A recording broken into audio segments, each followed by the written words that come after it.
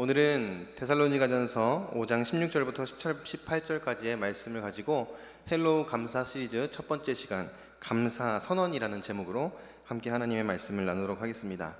우리가 지난주까지 굿바이 게으름 이 시리즈를 설교를 마무리했고 이제 이별했으니까 오늘부터 헬로우 감사하면서 감사의 시간들을 함께 만들어 가려고 합니다. 우리 이 시간에 함께 말씀 시작하기에 앞서서 좀 서로 바라보면서 인사 한번 했으면 좋겠는데요. 서로 바라보시면서 우리 범사에 감사합시다 한번 인사해 보도록 하겠습니다. 범사에 감사합시다. 범사에 감사합시다. 특별히 우리가 이 헬로우 감사 시리즈 설교를 쭉 진행하면서 교회 안에 지금 진행 중인 감사 운동이 더 활발하게 또 이루어지고 또 감사가 풍성하게 나누어지는 복된 시간들을 경험했으면 좋겠습니다. 우리가 선언, 오늘 제목이 감사 선언이죠. 선언하다, 선포하다 비슷한 의미의 단어인데 이런 단어를 딱 살펴보면 말 그대로 널리 알리다 이런 의미를 가지고 있는 단어예요. 선언하다, 선포하다라는 단어는 혼자서만 생각하는 게 아니라 주변에 있는 이들에게 알리고 실천하는 의미를 가지고 있는 단어가 선언하다, 선포하다라는 단어입니다. 제가 오전에 예를 들었었는데 예를 들어서 제가 다이어트를 한다 했을 때 혼자서 살 좀 빼야겠는데 라고 생각하는 게 아니라 주변에 있는 사람들에게 나 오늘부터 다이어트 할 거야 라고 이야기를 하고 사람들에게 내가 못 참고 뭔가를 먹으려고 할 때 막아줘 이런 식으로 도움을 구하는 것이 선언하는 거죠. 나 이제부터 다이어트 할 거다. 그런데 만약에 그렇게 말을 하지 않고 혼자서 그냥 해볼까? 라고 생각하면 실천하기가 어렵다는 거죠. 지금 제가 다이어트 하겠다고 선언한 건 아닙니다. 네, 그냥 일단 이런 게 있다라고 말씀을 드린 거죠. 물론 해야 된다는 건 알지만 쉽게 선언하지는 못하겠네요. 네, 그래서 조심스럽게 좀 생각해 본 다음에 나중에 한번 선언해 보도록 하겠습니다. 우리가 이렇게 뭔가를 선언하고 실천한다라는 것은 혼자가 아니라 함께한다라는 의미를 가지고 있어요. 그래서 감사를 선언한다 했을 때에는 혼자가 아니라 교회 공동체가 함께한다라는 이런 의미를 가지고 있는데 오늘 말씀을 통해서 함께 우리가 왜 감사해야 하는지 그리고 어떻게 감사를 실천할 수 있는지를 함께 살펴보았으면 좋겠습니다. 먼저 왜 감사해야 하는가를 살펴보기 원해요. 우리는 왜 감사해야 할까요? 설교를 들으면서 또 예배를 드리면서 말씀을 읽으면서 수없이 많이 감사해야 된다라는 이야기들을 듣고 읽고 묵상해 왔어요. 우리가 하나님 앞에서 우리의 삶을 드릴 때 감사하는 삶을 살아야 되는 이유 첫 번째는 그것이 하나님의 말씀이기 때문입니다. 오늘 우리가 함께 읽었던 본문 말씀 16절부터 18절까지의 말씀을 한번 띄워주시겠어요? 우리 이 뒷부분 노란 색깔 칠해놓은 부분을 같이 주목해서 바라보면서 한 번 더 읽어봤으면 좋겠습니다. 시작. 항상 기뻐하라. 쉬지 말고 기도하라. 범사에 감사하라. 이것이 그리스도 예수 안에서 너희를 향하신 하나님의 뜻이니라 라고 말씀하죠. 감사해야 하는 이유는 다름이 아니라 그것이 하나님의 뜻이기 때문입니다. 하나님께서 원하시는 것이고 또 하나님께서 명령하고 계시는 것이기 때문이에요. 성경에서 우리는 수없이 감사하는 모습을 발견할 수가 있습니다. 그리고 말씀 가운데에서도 하나님께서 우리로 하여금 감사하는 삶을 살아갈 것을 명령하시는 것을 볼 때가 있어요. 하나님께서 우리에게 주신 말씀이고 우리에게 주신 명령이기 때문에 우리는 감사해야 한다는 거죠. 두 번째로 우리가 감사해야 하는 이유는 감사하는 것이 우리의 삶에 이롭기 때문입니다. 나 자신에게 유익하다는 거죠. 이것은 성경에서만 말하는 것이 아니라 과학적으로 의학적으로 입증된 바예요. 미국의 심리학자인 에먼스 교수와 셀리그먼이라는 교수가 이 감사하는 것에 대해서 연구를 했어요. 가벼운 우울증을 겪고 있는 사람들을 모아서 그런 사람들을 대상으로 감사할 일을 매일매일 찾아볼 것을 권했습니다. 그래서 그냥 생각만 하는 것이 아니라 감사 일기를 적어보라고 이렇게 처방을 내린 거예요. 그래서 이 사람들이 감사 일기를 쓰면서 우울 증상이 어떻게 호전되는가를 살펴보는 거죠. 근데 연구 결과를 보니까 감사 일기를 쓰면서 매일 작고 또 크고 이런 감사의 제목들을 찾고 기록했던 사람들은 그 우울 증상이 호전되었다라고 합니다. 그리고 일시적으로 호전되고 다시 돌아간 게 아니라 장기적으로 이게 유지되었다라는 연구 결과가 있어요. 이뿐만이 아니라 수많은 심리학자들이 또 의학자들이 이 감사하는 것이 우리에게 미치는 긍정적인 영향, 좋은 영향에 대해서 연구를 하고 발표한 자료들이 많이 있다는 거죠. 또 우리가 우리나라에서 방영 중에 있는 생로병사의 비밀이라는 프로그램 혹시 보시나요? 생로병사의 비밀. 저는 한 번씩 보거든요. 근데 생로병사의 비밀이라는 프로그램에서도 감사하는 것이 얼마나 중요한가를 다룬 내용이 있었어요. 이 생로병사의 비밀이라는 프로그램에서 이야기하는 요지는 일상 속에서 우리가 감사할 것들을 찾고 작은 감사들을 채워갈수록 우리의 삶이 행복해진다라는 거예요. 많은 사람들을 대상으로 조사하고 그들을 인터뷰하는 영상인데, 감사하면서 하루하루 살았더니 삶이 긍정적으로 변하고 행복해졌다, 이런 이야기들을 했다는 거죠. 이 영상에서 탈무드에 있는 한 문구를 소개를 하는데, 탈무드에 보니까 이런 표현이 있습니다. 세상에서 가장 현명한 사람은 항상 배우는 사람이요, 세상에서 가장 강한 사람은 자기를 이기는 사람이며, 세상에서 가장 행복한 사람은 모든 일에 감사하는 사람이다 라고 이야기를 해요. 특별히 우리 교회가 올 한 해를 시작하면서 교회 안에 감사운동 그리고 불평제로 운동을 진행하고 있는 이유는 바로 이런 이유 때문이죠. 하나님께서 명령하신 것이고 하나님의 뜻이기 때문이에요. 그리고 그렇게 감사하고 불평을 걷어내는 삶이 우리에게 이롭기 때문이라는 겁니다. 그리고 오늘 본문 말씀에 보면 사도 바울이 데살로니가 교회를 향해서 권면하고 있는 내용도 이러한 마음이 담겨져 있다는 겁니다. 사도 바울은 본문 16절부터 18절까지 말씀을 통해서 세 가지를 권면해요. 기뻐하라, 기도하라, 감사하라. 기뻐하라, 기도하라, 감사하라 라고 말하면서 그리스도인은 어떠한 삶의 태도를 가져야 하는지, 그리고 믿는 사람, 그리스도인들은 어떻게 살아가야 하는지에 대한 방향을 제시해 주는 거죠. 그런데 이 데살로니가 교회가 처해 있는 당시의 상황을 살펴보면 데살로니가 교회에 있는 성도들은 기뻐하고 또 기도하고 감사하는 삶을 살기가 너무 어려운 현실 가운데 있었던 것을 볼 수가 있습니다. 데살로니가 교회는 세워진 지 얼마 안 된 어린 교회였어요. 이제 어린아이와 같은 작은 교회였고, 또 주변에 있는 많은 어려움들로 인해서 핍박을 받고 박해를 받는 상황에 있었습니다. 사도 바울이 데살로니가 지역에 와서 3번을 유대인의 회당에서 복음을 전했어요. 예수 그리스도의 십자가에 대해서 그리고 그분의 부활에 대해서 가르치는 과정을 통해서 사람들이 모여들기 시작했고, 그렇게 교회가 세워졌던 거죠. 그런데 사도 바울의 그 사역이 많은 사람들의 관심을 끈다는 것을 그 지역에 있었던 유대인들이 듣고 시기하는 사건이 발생합니다. 사도행전 17장에 보니까 유대인들이 사도 바울이 하는 사역에 대한 시기심을 가지고 어떤 일을 벌이냐면, 이 지역에 있는 불량배들, 오늘날로 말하면 깡패들이죠. 불량배들을 모아가지고 소동을 일으켜요. 사도 바울에 대해서 소동을 일으켜서 그를 막 잡으려고 하는 이런 일들이 일어나는 거죠. 그래서 사도 바울이 데살로니가 교회가 세워진 지 얼마 되지 않은 상황에 데살로니가 교회에서 다른 지역으로, 베레아 지역으로 피신하게 되는 사건이 사도행전 17장에 기록되어 있어요. 그런 가운데에서 이 사도 바울을 향했던 소동, 유대인들의 공격이 이제 데살로니가 교회를 향하기 시작했던 거예요. 사도 바울은 이미 피난냈고 그는 데살로니가에 머물러 있지 않았는데, 데살로니가 교회에 있는 사람들을 유대인들이 시기하고 미워했어요. 그래서 자꾸 공격하는 거죠. 그리고 소동을 일으키고 이 그리스도인들이 데살로니가 교회에서 신앙생활하기가 참 어려운 상황들을 자꾸 만들어가는 거예요. 심지어 이 데살로니가 교회에 있는 이 그리스도인들을 모함하고 고발까지 합니다. 이 로마의 카이사르, 그러니까 시저죠. 로마의 황제에게 이들이 로마의 황제 외에 예수라는 다른 왕을 또 섬기고 있다, 이제 반역을 저지르려고 한다, 약간 이런 식으로 모함을 하고 그들을 고발하기까지 해요. 그래서 데살로니가 교회가 참 어려운 시간들을 계속해서 보내고 있는 거예요.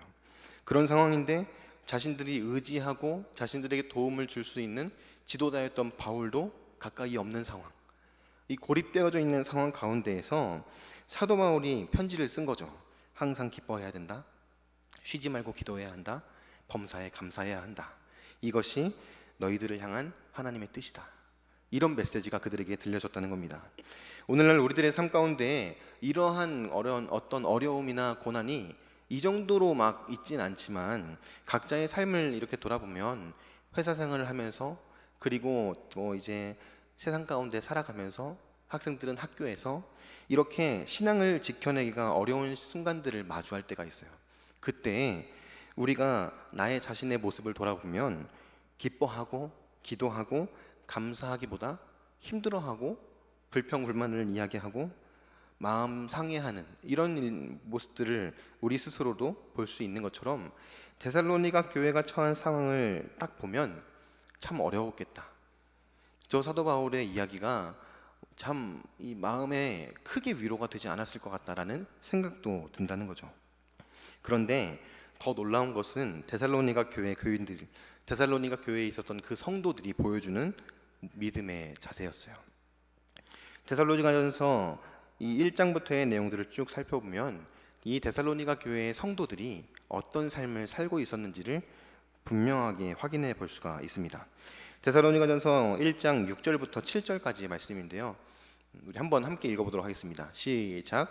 또 너희는 많은 환난 가운데서 성령의 기쁨으로 말씀을 받아 우리와 주를 본받는 자가 되었으니 그러므로 아가야에 있는 모든 믿는 자의 본이 되었느니라 라고 사도 바울은 기록하고 있어요. 사도 바울이 멀리에서 디모데를 통해서 데살로니가 교회에 대한 이야기들을 들었던 거예요. 그런데 자신이 걱정했던 것과는 달리 환난 가운데에서도 너무 멋있게 그리고 너무 아름답게 믿음을 잘 지켜내고 있다라는 얘기를 듣게 된 거죠.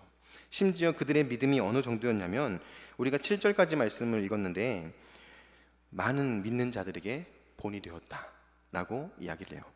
믿는 자뿐만이 아니라 8절 말씀에 보면 이런 표현도 있습니다. 주의 말씀이 너희에게로부터 마게도냐와 아가야에 들릴 뿐 아니라 하나님을 향하는 너희의 믿음의 소문이 각 처에 퍼졌으므로 라고 이야기를 해요. 믿는 사람들에게만 본이 되는 것뿐만이 아니라 그 지역에 있는 각 지방에 야 데살로니가 교회 성도들은 다르더라, 데살로니가 교회 사람들은 진짜 믿음이 좋더라 라는 소문이 퍼졌다라는 거예요.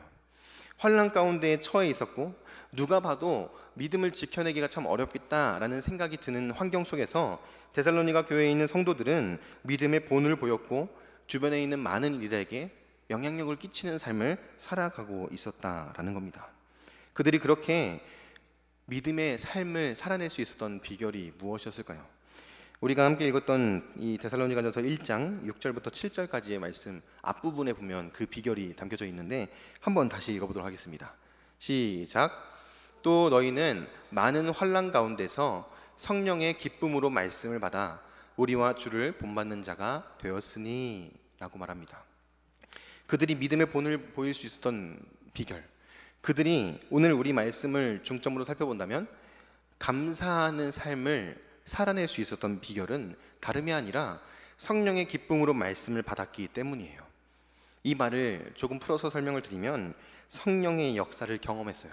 성령의 충만함으로 채워지는 삶을 살았다는 겁니다. 그리고 기쁨으로 하나님의 말씀을 받고 그 말씀을 붙들고 살아갔던 것이 데살로니가 교회 교인들이었다는 거예요. 골로새서 3장 16절의 말씀과 같이 그리스도의 말씀이 너희 속에 풍성히 거하여 이런 삶을 데살로니가 교회의 교인들이 살았다는 겁니다. 하나님의 말씀을 가까이 하는 삶, 성령의 충만함으로 하나님의 인도를 받는 삶을 그들이 살았다는 거예요. 그랬더니 자신이 처한 상황과 환경에 상관없이 감사하는 삶, 믿음의 본을 보이는 삶, 하나님께서 기뻐하시는 삶을 살 수가 있었다는 겁니다. 내 힘으로는 불가능해요. 내 노력과 의지로는 불가능해요.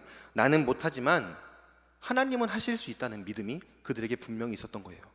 내 힘과 노력과 의지로는 불가능하지만 성령께서 내 안에 역사하시면 그런 믿음의 삶을 살아낼 수 있다는 확신이 그들 가운데 있었고 그들은 그런 삶을 살아냈다는 겁니다. 그런데 오늘날의 우리들의 삶을 돌아보면 그렇게 하나님의 말씀을 붙들고 성령의 충만함을 구하면서 하나님의 은혜 가운데에서 매일매일 범사에 감사하는 삶을 살아가기보다 쉽게 원망하고 불평하는 삶을 살아낼 때가 너무 많이 있다는 거죠. 제가 이 불평대로 팔찌를 오늘 이렇게 차고 올라왔는데 저도 이 불평제로 운동을 하면서 팔찌를 안 할 때가 있어요. 어느 때냐면 너무 많이 옮겨야 될 때, 이럴 때 팔찌를 아예 빼버리게 될 때가 있더라고요. 그런 모습을 보면서 야, 내가 이렇게 불평불만이 많았구나. 어떨 때는 진짜 이거 아무것도 아닌 것 같은데 이런 거에도 불평불만을 이야기하고 마음으로 막 그런 생각들을 하고 있는 거예요. 그러면 한 번 바꿨다가 두 번 바꿨다가 나중에는 어차피 또 바꿀 것 같은데 빼놓자 하고 빼놔버리는, 그러면서 팔찌를 멍하니 보고 있기도 하는 이런 모습이 저의 모습이었다는 거예요. 근데 저뿐만이 아니라 제가 막 이제 교회 스타렉스로 이동할 때 이렇게 있잖아요. 뭐 장례식장이나 결혼식장을 갈 때 왔다 갔다 하면서 운전을 하면서 들어보면 뒤에서 막 권사님들, 뭐 집사님들 얘기하시는 걸 들어보면 나만 그런 건 아니었구나 이런 생각이 들 때가 있어요. 권사님들도 야, 이거 너무 많이 바꾸다 보니까 오늘 안 하고 왔어 막 이런 분들도 계시고, 계속 차고는 있는데 이거 내가 올해 안에 뺄 수 있을지 모르겠어 막 이런 표현 하시는 분도 있고, 다 너무 불평불만을 많이 하는 자기 모습을 보고 있다는 거예요. 그런데 그 안에서도 감사한 것은 무엇이었냐면 이걸 하면서 그걸 깨닫게 됐다는 거예요. 아, 내가 진짜 불평불만을 많이 이야기하는구나. 감사하기보다 불만을 표현하고 짜증을 내는 게 더 많은 사람이구나. 내가 진짜 죄인이구나. 이거를 깨닫고 인식하게 되었다라는 거죠. 그게 저는 어쩌면 이 불평제로 운동의 이 한 가지 열매라고 생각을 해요. 깨닫게 되었고 인식하게 되는 것. 여기서 더 나아가서 우리가 이 헬로우 감사 시리즈 설교를 통해서 말씀을 듣고 묵상하고 말씀을 붙들고 실천하면서 감사를 더 실천하는 삶, 감사로 우리의 삶을 아름답게 채워가는 삶을 살아갈 수 있었으면 좋겠습니다. 그렇게 하나님께서 기뻐하시는 감사의 삶을 온전하게 살아내는 거죠. 그렇게 하기 위해서 우리는 매일매일 이런 마음으로 하나님 앞에 기도했으면 좋겠어요. 하나님, 저의 삶은 여전히 불평과 불만이 가득합니다. 하나님, 저의 삶은 온전한 감사를 찾아보기가 어렵습니다. 저의 삶 가운데 온전한 감사가 회복되게 해주세요. 이것이 가능하기 위해서 먼저 성령의 충만함을 나에게 허락하여 주시옵소서. 성령의 역사를 나의 삶 가운데 허락하여 주시옵소서. 그리고 하나님의 말씀, 그리스도의 말씀을 내 안에 가득 채우게 하여 주시옵소서. 이런 기도를 날마다 하나님 앞에 올려드렸으면 좋겠어요. 그리고 그런 사모함으로, 하나님의 은혜에 대한 그 갈급함으로 하나님 앞에 나아가면서 데살로니가 교회의 성도들이 그랬던 것처럼 어떠한 상황과 환경 속에서도 감사를 잃지 않는 삶, 나의 상황과 환경에 흔들리는 것이 아니라 그 모든 것들을 이겨내고 감사하는 삶을 매일매일 살아갈 수 있기를 주님의 이름으로 축복합니다. 그렇게 감사에 대해서 사도 바울은 이야기하고 있고, 오늘 본문 말씀을 통해서 우리는 감사에 대해서 생각을 해봅니다.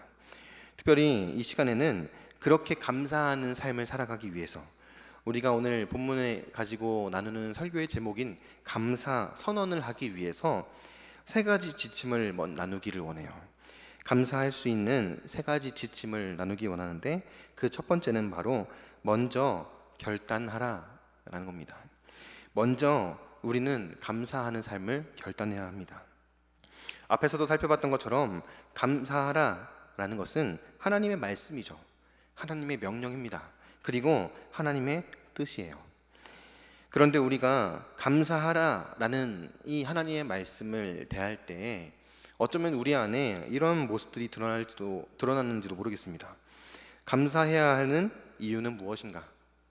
어떻게 내가 감사할 수 있는가? 지금 내가 처한 상황은 이런데 내가 감사할 수 있을까? 계산하고 뭔가를 따지는 거예요. 그렇게 감사해야 하는 이유는 무엇인가? 하나님께서 왜 감사하라고 하시는가? 이 이유를 따지고 분석하면서 성경을 연구하는 것도 필요해요. 그런데 때로는 마치 군인이 상관의 이 명령에 복종하듯이, 순종하듯이 하나님 앞에 단순한 마음으로 감사의 삶을 결단해야 하는 때가 있다는 겁니다. 그리고 저는 오늘 이 시간이 말씀 앞에서 하나님 앞에 감사하는 삶을 살아가겠습니다 라고 결단하는 시간이 되어야 한다고 생각합니다. 묻지도 않고 따지지도 않고 감사하기로 결단하는 거예요. 그렇게 감사하기를 결단할 때 우리는 감사의 능력을 경험할 수 있게 될 줄로 믿습니다. 전광 목사님이라는 분이 감사가 내 인생의 답이다 라는 책에서 이 미국에서 한인 목회를 하셨던 안남웅 목사님이라는 분의 이야기를 기록해 놓으셨어요. 이 안남웅 목사님이라는 분이 미국에 있는 노스캐롤라이나 주에 이 청빙을 받아서 담임 목회를 하기 위해서 가시게 된 거예요. 그런데 이 교회에 아픔이 있었어요. 어떤 아픔이 있었냐면 교회 담임 목사님이 벌써 세 번째나 바뀐 거예요. 이 세 명이 오셨다가 얼마 안 돼서 다 떠나가시고 교회에 이런 상처가 있었던 거죠. 한 분도 아니고 세 분씩이나 이 담임 목사로 오셨다가 금방 교회를 떠나가는 이런 아픔이 있는 교회였던 거예요. 그래서 이 목사님이 내가 목회를 이곳에서 잘 해봐야겠다, 성도님들을 위로해야겠다, 이런 마음을 가지고 그 교회에 부임을 하게 되셨습니다. 그런데 그 교회를 가서 얼마 지나지 않아서 그 목사님들이 왜 떠나게 되었는지를 딱 알게 됐어요. 그 이유가 뭐였냐면 교회 안에 일명 그 왕언니라고 불리는 권사님이 계셨대요. 왕언니, 이름부터 뭔가 있어 보이죠? 이 왕언니라고 불리는 권사님이 교회 안에서 굉장히 힘이 있었던 거예요. 그리고 이 미국 이민 사회니까 한인 가운데서도 굉장히 영향력이 있는 분이었던 것 같아요. 이런 권사님이 담임 목사님이 올 때마다 담임 목사님을 대적하는 거예요. 담임 목사님에 대해서 안 좋은 이야기를 하기도 하고 자기 마음에 들지 않으면 공격하기도 하고 이런 식으로 담임 목사님을 힘들게 했던 겁니다. 그리고 처음에는 관계가 좋은 것 같았는데 아주 사소한 사건이 하나 발생하고 관계가 틀어지기 시작했대요. 그때부터 이 권사님이 목사님을 공격하기 시작하는 거예요. 그리고 목사님이 그래도 목사님이니까 먼저 내가 사과하고 다가가야겠다라고 해서 연락을 하면 받질 않고 만나자고 약속을 하려고 하면 그때 바쁜데요 이렇게 쌩 하고 돌아가 버리고 예배가 끝나고 성도님들하고 인사하면서 악수를 하려고 하면 손을 뿌리치고 등 돌리고 휙 가버리고 이러면서 목사님을 마치 투명인간 취급을 하는 거예요. 목사님은 없는 사람처럼 무시를 하기 시작하는 거예요. 그리고 주변 사람들에게도 그런 부정적인 영향들을 끼치기 시작하는 겁니다. 그런 상황이 지속되니까 이 안 목사님이 불면증에 시달리고 또 막 정신적으로 굉장히 스트레스를 많이 받기 시작하는 거예요. 그런 상황에서 이분이 내가 그만해야겠다, 사임해야겠다라고 마음을 먹고 사직서를 작성한 다음에 이 사직서를 제출하기 전에 금식 기도를 하러 들어가신 거예요. 그 3일 동안 금식 기도를 하러 들어가셨는데 기도하면서 저 너무 힘들어요. 저 원사님이 왜 그러는지 도저히 이해가 안 돼요. 라고 막 불만들을 막 쏟아내기 시작했다는 거예요. 그런데 하나님이 그 목사님의 마음에 감동을 주셨다는 거예요. 이 어떤 감동을 주셨냐면 너는 왜 불평불만만 하니 감사해봐라, 이런 마음에 감동을 주셨다는 거죠. 그래서 그 자리에서 이 목사님이 이 권사님을 생각하면서 감사 제목을 적기 시작하는 거예요. 노트를 펼치고 권사님을 떠올리면서 그래도 이런 건 감사하다라고 감사 제목을 적기 시작하는 겁니다. 그리고 자그마치 3시간 동안 감사 제목을 적기 시작해요. 3시간 동안 권사님에 대한 감사 제목을 50개를 적었대요. 대단하죠? 우리는 감사 제목을 한번 적어보고 싶다 하면은 한 두세 개 적다가 뭐 적지 막 이렇게 고민하고 막 이런 모습이 있는데 이분은 3시간 동안 50개나 적었다는 거예요. 그러면서 50개를 딱 적고 맞춰야겠다라는 생각도 하면서 동시에 어떤 생각이 들었냐면 야 이거는 억지로 너무 쓴 것 같다 라는 생각이 들더래요. 억지로 막 짜내서 그렇게 감사하지 않은 것도 감사하다라고 막 쓰기 시작했다라는 느낌이 들더래요. 그래서 막 이거 그냥 찢어서 버릴까 이런 생각을 하다가 그래도 시작한 거 한번 끝을 봐보자 해서 100개를 채워봐야겠다 라는 마음으로 감사 제목을 100개를 적기 시작했대요. 그래서 그날이 지나고 새벽까지 감사 제목을 막 적어서 100개를 채웠다는 거예요. 근데 이 목사님이 이 감사의 제목을 100개를 채우면서 하나님께서 어떤 은혜를 주셨냐면 내가 권사님을 바라보면서 긍정적인 것들, 좋은 것들이 분명히 있는데도 불구하고 안 좋은 것만 보고 있었구나, 부정적인 것만 계속 생각했구나, 이런 생각이 마음속에 딱 들어오더래요. 그러면서 내가 지금 권사님을 바라볼 때 미움이라는 이 안경을 끼고 권사님을 바라보고 있었구나. 그러니까 뭘 해도 미워 보이는 거예요. 밥 먹는 것도 막 그전에는 아우 막 잘 드시네 이랬는데 왜 이렇게 지저분하게 먹어? 막 이런 식으로. 그리고 걸음걸이도 왜 저렇게 팔자걸음으로 걷지? 불평불만을 하면서 부정적인 모습들을 보기 시작하는 거예요. 좋아 보이던 모습들까지도 다 부정적으로 보면서 그분에 대한 안 좋은 마음을 품었던 자신의 모습이 딱 떠오르더라는 거예요. 그러면서 미움의 안경 이거 벗어버리고 감사의 안경으로 이 권사님을 바라봐야겠다라는 마음을 하나님께서 주셨다는 거죠. 그래서 이 목사님이 이 감사 제목 100가지를 적어 놓은 것을 접어서 봉투에다 담아요. 그리고 이거를 권사님에게 드려야겠다라는 생각을 했는데 차마 권사님 얼굴 보고는 드리지 못하겠더라는 거예요. 그래서 이 권사님 댁에 가서 몰래 우편함에다가 편지를 넣어놓고 도망쳐왔대요. 그리고 이 권사님이 분명히 편지를 봤을 텐데 3일이 지나도 연락이 없는 거예요. 반응도 없고. 근데 3일이 지나고 나서 권사님을 마주하게 된 순간이 왔는데 이 권사님이 그전 같으면은 그냥 쌩 하고 지나가 버렸을 텐데 갑자기 목사님을 보면서 두 팔을 벌리고 목사님 막 이러면서 막 다가오더래요. 당황스럽고 놀라웠겠죠. 권사님이 막 와가지고 목사님에게 이렇게 말씀하셨다는 거예요. 목사님이 사람입니까?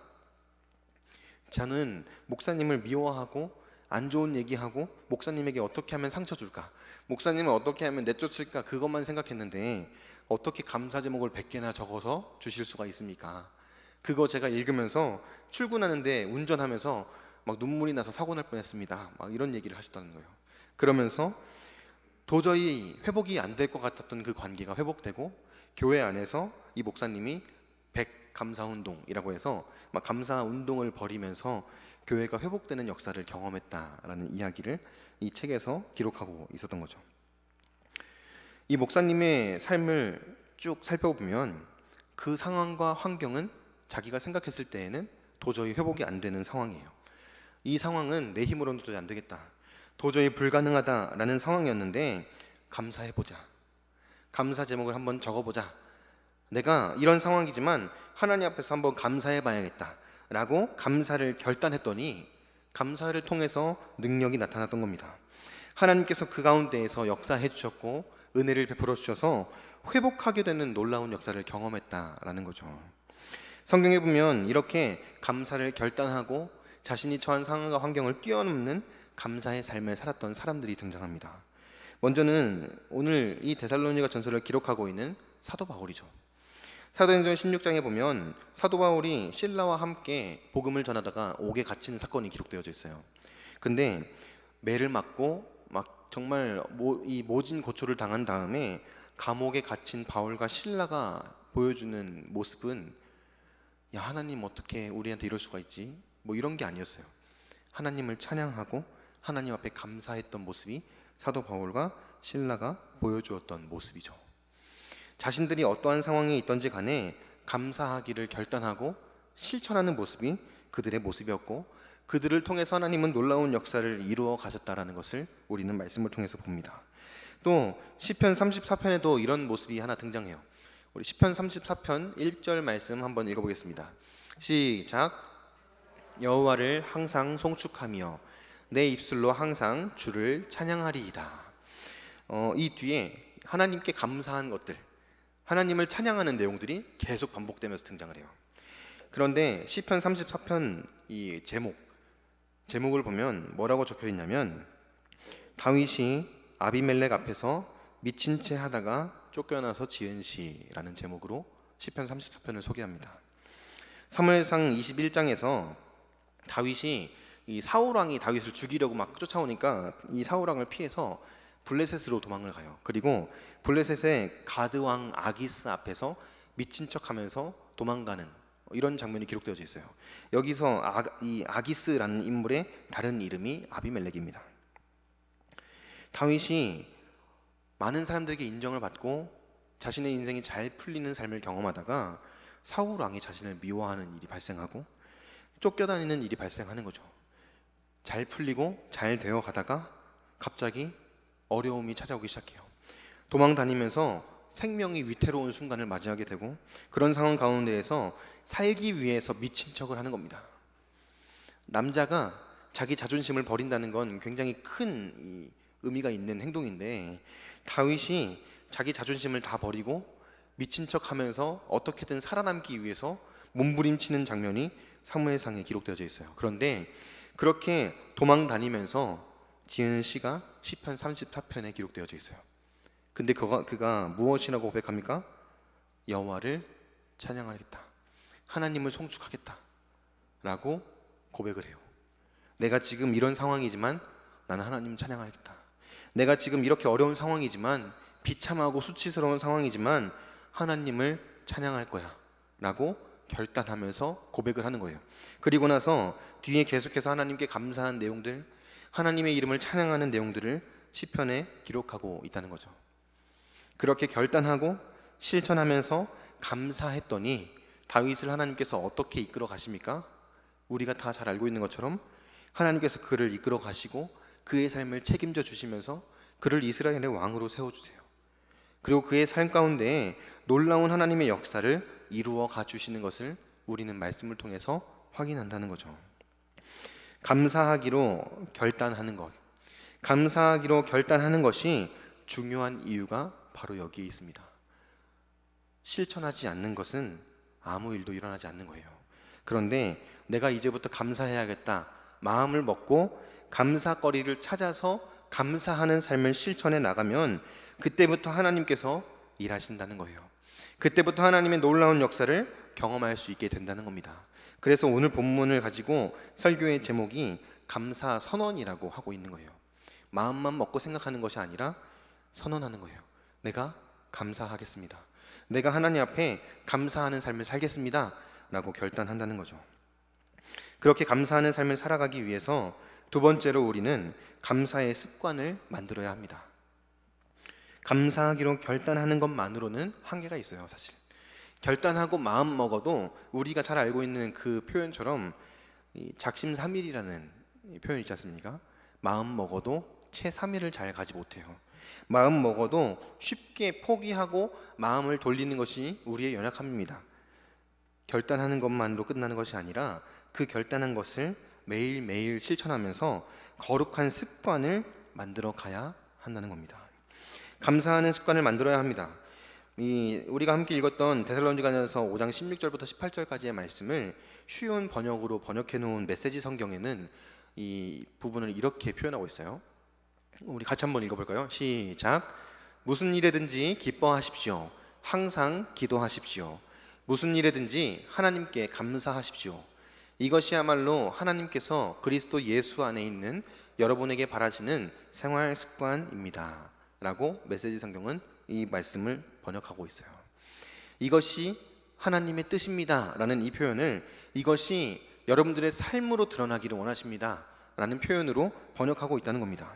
우리의 생활 가운데에서 거룩한 습관이 만들어지기를 하나님께서 원하신다는 거죠. 우리가 항상 기뻐하고 기도하고 범사에 감사하는 삶을 생활 습관으로 만들어 가야 하는 이유가 여기에 있습니다. 더 나아가서 이 기뻐하라, 기도하라, 감사하라라는 이 표현은 현재형으로 기록되어져 있어요. 현재형. 완료형으로 기록되어져 있어 한번 감사하고 끝 이게 아니라 말씀을 읽을 때마다 이 말씀이 지금 나에게 적용되는 거예요. 매일매일 이 말씀을 읽고 묵상하면서 매일매일 감사하는 삶을 살아가야 한다는 거죠. 그 말은 감사하는 삶을 나의 거룩한 습관으로 만들어가야 한다는 말입니다. 이찬수 목사님이 이 부분을 설명하면서 길을 만든다라는 표현으로 이렇게 설명하시더라고요. 우리는 이 부정적이고 불평불만하는 길을 만들기를 잘한다고 해요.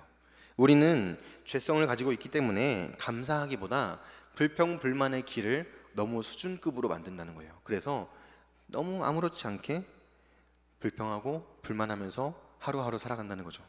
그런데 우리가 만들어야 하는 길은 불평불만의 길이 아니라 감사의 길이라는 거예요. 하루 길을 만들고 끝나는 게 아니라 매일매일 하나님과 함께 그 길을 만들고 그 길을 걸어가는 삶이 우리들의 삶 가운데에 필요하다라는 겁니다. 그래서 우리는 감사가 습관적으로 나올 때까지 몸부림쳐야 돼요. 우리가 지금 이 팔찌를 차고 불평제로 운동을 하고 매주 목장에서 이 감사 나눔을 하면서 그 거룩한 습관을 만들어가는 과정 가운데 있는 줄로 믿습니다. 제가 오전에 불평제로 운동하고 감사 운동 잘하고 계시죠? 하면서 한번 손 들어볼까요? 했더니 막 다들 막 쭈뼛쭈뼛 하시더라고요. 그래서 우리 잘해야 된다고 막 다시 한번 이렇게 말씀을 드렸었는데, 교회 공동체가 함께 감사 운동을 선언하고 불평제로 운동을 선언하면서 그렇게 우리가 몸부림치는 이유는 다른 것이 아니라 그게 하나님의 뜻이기 때문이고, 그렇게 우리는 거룩한 습관을 만들어가야 하는 의무가 있는 자들이기 때문이라는 걸, 그 사실을 기억하실 수 있기를 바랍니다.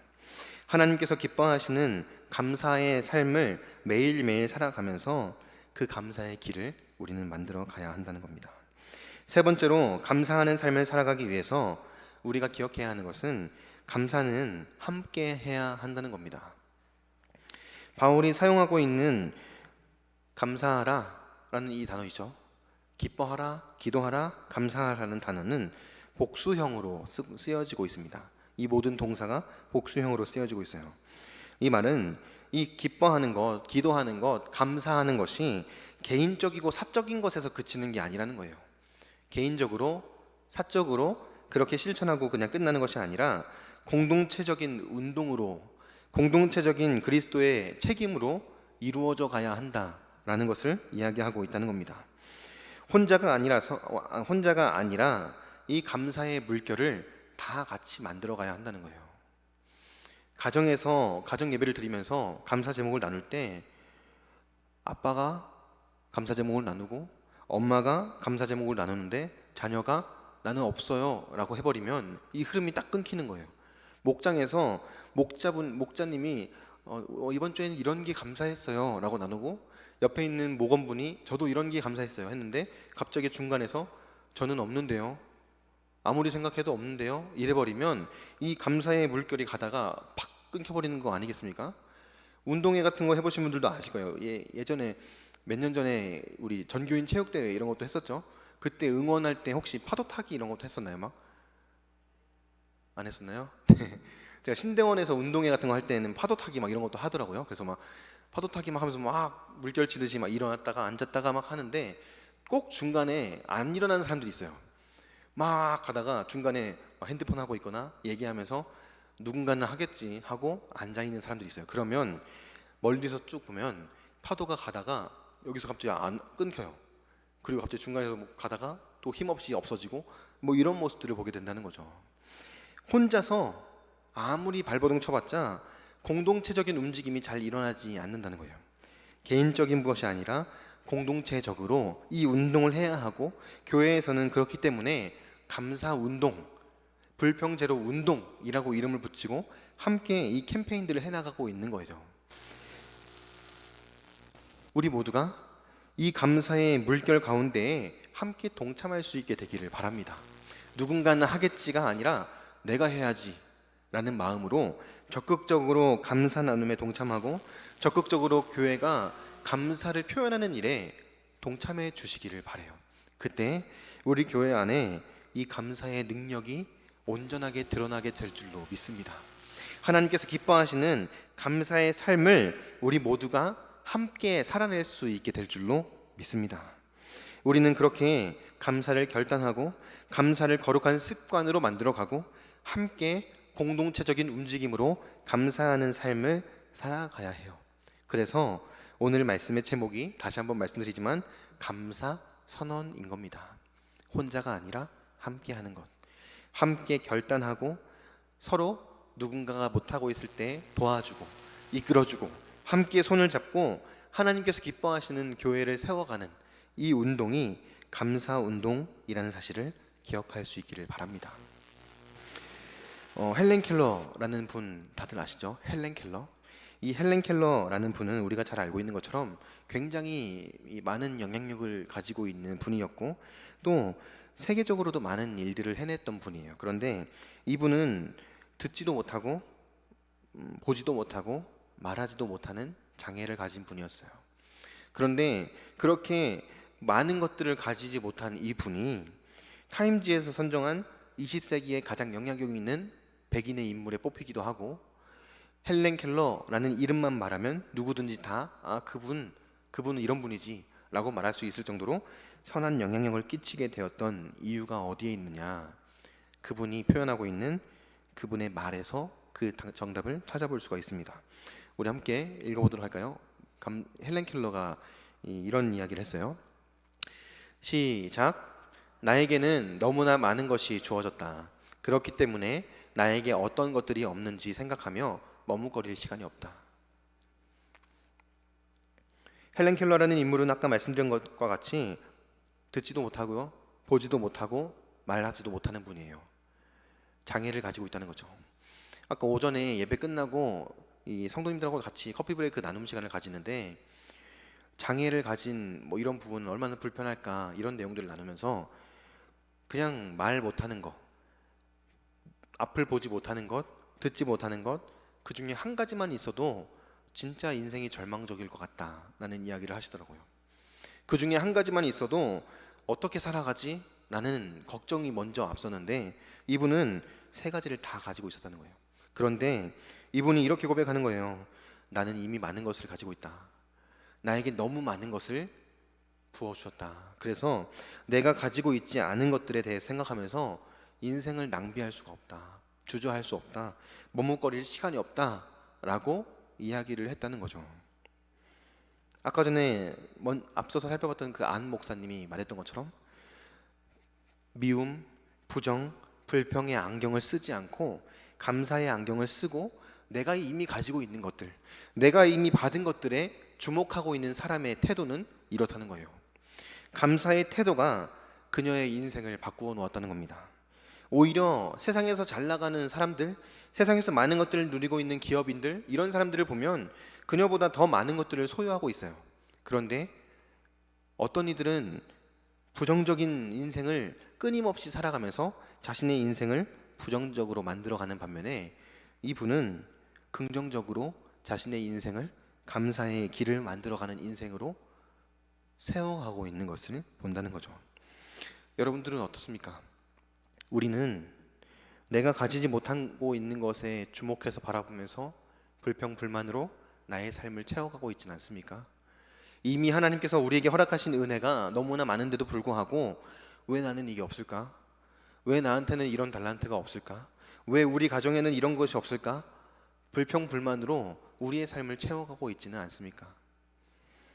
바라기는 우리 모두가 감사하는 삶을 결단함으로, 거룩하게 감사의 습관들을 만들어 감으로, 그리고 교회가 함께 감사의 운동을 실천해 감으로 감사의 길을 만들어 갈 수 있게 되기를 주님의 이름으로 축복합니다. 우리에게 주어진 삶, 하나님께서 우리들에게 허락하신 이 인생이 결코 길지 않죠. 그 인생을 감사의 길을 만드는 인생으로, 감사로 하루하루를 채워가는 인생으로 우리 모두가 살아낼 수 있게 되기를 바랍니다.